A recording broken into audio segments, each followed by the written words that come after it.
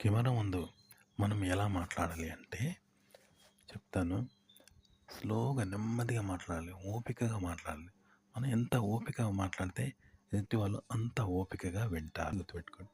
ఇప్పుడు ఎదుటి వాళ్ళు మనకు ఓపికగా చెప్తేనే కదా మనం వింటాం అనేది ఒకటి. రెండోది మనకు వినే అలవాటు ఉండాలి. అంటే ఎదుటి వాళ్ళు చెప్పేది మనం వినం కదా! ఎవరు వినరు కదా! కానీ వినే అలవాటు ఉండాలి. అంటే ఇక్కడ వినడానికి కూడా ఓపిక ఉండాలి కదా! వాళ్ళ బాధలు వినడం. అగో అలా వినే ఒక స్వభావం మీరు నేర్చుకోండి. అప్పుడు చెప్పడం కూడా అంతే ఓపికగా చెప్తారు. అంటే విని మళ్ళా వాళ్ళకు వాళ్ళ సమస్య గురించి పరిష్కారము లేదా సానుభూతి చూపెడతారు. అంటే వినేవాడే వాళ్ళకి చూపెడతాడు. కాబట్టి ఓపికగా వినండి. ఆ తర్వాత అంతే ఓపికగా చెప్పండి. ఓకే. ఈ స్వభావం కలిగి ఉండాలి.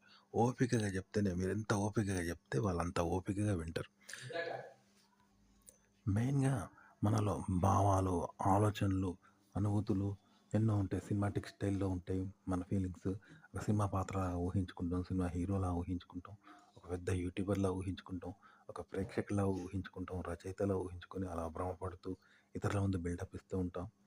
ఇవన్నీ గూడా మన పర్సనల్ అంటారు. రసాయనికం. అంటే ఒక మనిషి ప్రాణం ఉన్న వ్యక్తి ఎన్నో చేస్తాడు గదా! ఎన్నో అభినయాలు చేస్తూ ఉంటాడు. కానీ అతని వ్యక్తిగతం పర్సనల్ ఉంటది. లేదా ఎదుటి వాళ్ళు కూడా అలాగే చేస్తూ ఉండొచ్చు. అది వాళ్ళ పర్సనల్. అవన్నీ వ్యక్తిగతం ఉంటాయి. ఎవరి సెల్ఫ్ డబ్బా వాళ్ళు వాళ్ళు కొట్టుకుంటారు. ఎవడికి వాడు గొప్ప. కానీ రెండోవాడు వినడు వీటిని. కదా! మనకు మనమే గొప్పగా ఫీల్ అవుతుంటాం. రెండోవాడు వినడు, వ్యతిరేకిస్తాడు. మరి మనది వినాలంటే ఏం చేయాలి? అంటే ఇప్పుడు ఒక మనిషి ఇవన్నీ మనిషి ప్రాణం ఉన్న మనిషి చేస్తాడు. కానీ చనిపోయిన తర్వాత ఏముంటది? అతనిలో ప్రాణం ఉండదు. కేవలం శవం ఉంటది. దాన్ని భౌతికం అంటారు. అంటే అందులో పర్సనల్ ఉండదిగ. కదా! ఆ! భౌతికం అంటారు. కనిపించేదే ఉంటది తప్ప అతను ఉండడు. అతని వ్యక్తిగతం ఉండదు. పర్సనల్ అనేది ఉండదు. కేవలం భౌతికం మాత్రమే కనిపిస్తా ఉంటది చూసినావా? అగో మీలోని ఈ అనుభూతులు ఏవైతే ఉన్నాయో హీరోలా ఫీల్ అవ్వడం, పెద్ద యూట్యూబర్ అనుకోవడం, సినిమా యాక్టర్ అనుకోవడం, నేనే గొప్పోడిని అనుకోవడం, అందరూ నన్నే చూస్తున్నారు. నేను గొప్ప వ్యక్తిని అంటూ ప్రముఖుడిని అంటూ ఇట్లా భ్రమపడతాడు ప్రతి మనిషి. ఓ వీఐపీని తనకు తాను గొప్ప అనుకుంటాడు కదా! అలాంటి వ్యక్తి అది సెల్ఫ్ డబ్బా. అయితే అదంతా ఎట్లా చెప్పాలంటే భౌతికంగా చెప్పండి. మీరు భౌతికంగా, ఓపికగా వినేలాగా చెప్తే దానికి భౌతిక రూపం వస్తది. భౌతిక రూపం అనేది అందరికీ కనిపిస్తదన్నమాట. ఓకే. అందులో పర్సనల్ ఉండదు. అప్పుడు అందరూ వింటారు. కాబట్టి మీరు చెప్పేది మాట భౌతికంగా చెప్పాలన్నమాట. మీలో పర్సనల్‌గా ఎన్నో అనుభూతులు, గొప్పలు, స్టైల్స్, ఫ్యాషన్స్, మేధావులు, గొప్పలు ఎన్నో ఉండొచ్చు. అవి నీ పర్సనలే. అవసరానికి అవసరం లేదు. ఎందుకంటే ఏదో అంటారు చూసినావా? మాదిగోని ఇంట్లో పులిగా ఉంటే మనకేమొస్తది అన్నట్టు ఎదుటోంట్లో ఎన్నో గొప్పలుంటాయి. అవి మనకు అవసరం లేదు కదా! మనకు కాదు కదా! మరి మన ఇంట్లో పులిగా ఉండాలి కదా! అప్పుడు మనం తింటాం. అట్లా మనం చెప్పేది భౌతికంగా చెప్పాలి. మనలో ఉన్న పర్సనల్ అనేది రసాయనికం లాంటిది. మన సెల్ఫ్ అది. అలా కాకుండా సెల్ఫ్ డబ్బా కాకుండా మీరు భౌతికం చెప్పండి. భౌతికం అంటే చెప్పాను కదా! ఇప్పుడు ఒక మనిషి చనిపోతే అది భౌతికం. ఒక వస్తువు భౌతికం. అందులో ప్రాణం ఉండదు.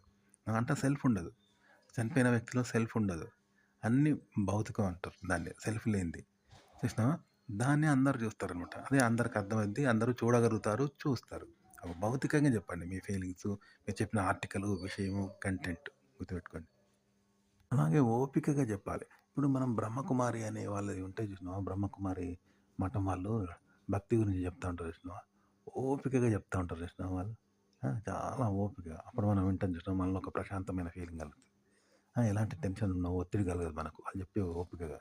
అంత ఓపికగా చెప్పండి. చెప్తే వాళ్ళలో ఒత్తిడి కలగదు, టెన్షన్ కలగదు, ప్రశాంతత కలిగి ప్రశాంతంగా వింటారు. అది ముఖ్యం అనమాట. మరియు భౌతికంగా చెప్పండి.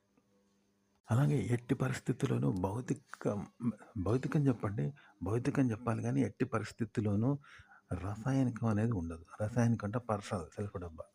అది ఎదుటి వాళ్ళకి అర్థం కాదు. మన పర్సనల్ కాబట్టి. వినరు. మళ్ళా వాళ్ళకేం రాదు. మన గొప్పల్లాంటివి. మన సెల్ఫ్ డబ్బా మనకు మనం కొట్టుకున్నట్టు మళ్ళా మన సెల్ఫ్ డబ్బా. కాబట్టి వినరనమాట గుర్తుపెట్టుకోండి. కేవలం భౌతికంగా మాత్రమే చెప్పాలి.